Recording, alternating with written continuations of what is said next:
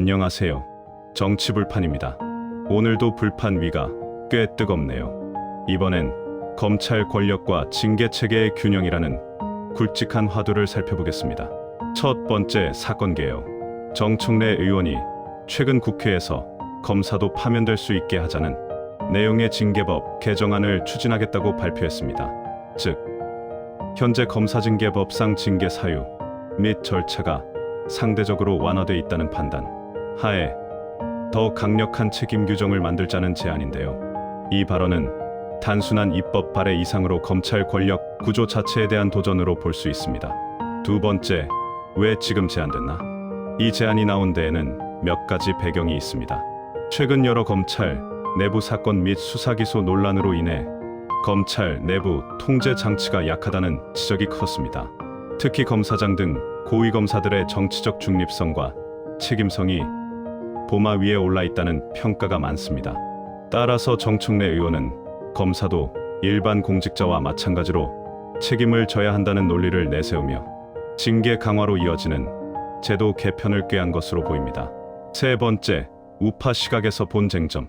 우파 진영에서 이 제안을 어떻게 봐야 할까요? 긍정적 측면, 검찰이 법 위에 있지 않다는 메시지, 권력기관에 대한 책임성 강화라는 의미에서 타당성이 있습니다. 그러나 경계해야 할 점도 많습니다. 검사 징계 강화가 실질적으로 정치권의 검찰 통제 강화로 귀결될 가능성도 배제할 수 없습니다. 만약 징계 강화가 정치적으로 운용될 경우 검찰의 독립성이 훼손될 위험이 생깁니다. 따라서 우파 진영은 단순히 징계를 강화하자는 제안을 넘어 어떤 징계 기준이 공정하고 독립적인가를 함께 고민해야 합니다. 예컨대 누가 징계 사유를 정하는가? 어떤 절차로 진행되는가? 검사 내부의 합리적 심사 방식은 있는가? 등을 면밀히 봐야 합니다. 네 번째, 제도의 변화 가능성 및 파장. 이 제안이 현실로 이어질 경우 다음과 같은 변화가 예상됩니다. 검사 징계 사유의 확대 및 징계 수위 강화. 예컨대 직무 수행 중 명백한 위법이나 정치적 편향이 확인되면 파면까지 가능케 하는 규정 도입 가능성이 생깁니다. 검찰 내부 감시 통제 기구의 역할이 강화될 수 있습니다. 반대로 정치권이 징계권을 실질적으로 행사하게 되는 구조라면 검찰에 대한 정치적 압력이 증가할 수 있습니다. 이러한 변화가 정착되기까지는 검사 내부의 반발, 법적 헌법적 논쟁, 실제 집행의 일관성 등이 관건이 될 것입니다. 다섯 번째, 우파 전략 재현. 우파 진영에서는 이 제안을 단순히 반대하거나 지지하기에 앞서 다음을 고려할 필요가 있습니다.